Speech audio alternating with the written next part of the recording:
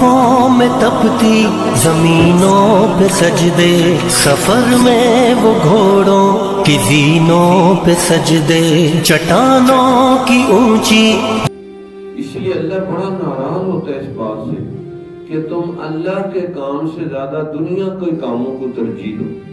بل تؤثرون الحیات الدنیا والآخرۃ خیر وابقیٰ، بلکہ تم دنیا کے کاموں کو ترجیحات دیتے ہو، اور حالانکہ آخرت اچھی اور باقی رہنے والی، یعنی آخرت کے کام اچھے اور باقی رہنے والے۔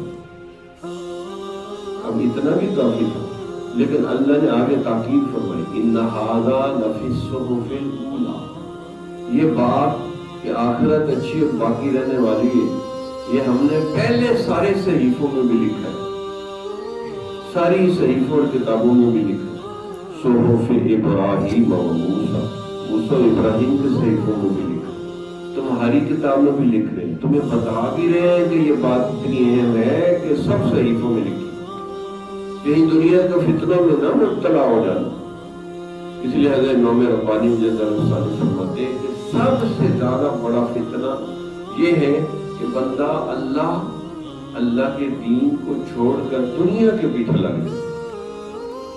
دھوپوں میں تپتی زمینوں پہ سجدے، سفر میں وہ گھوڑوں کی زینوں پہ سجدے، چٹانوں کی اونچی جبینوں پہ سجدے، وہ صحرا بیاباں کے سینوں پہ سجدے۔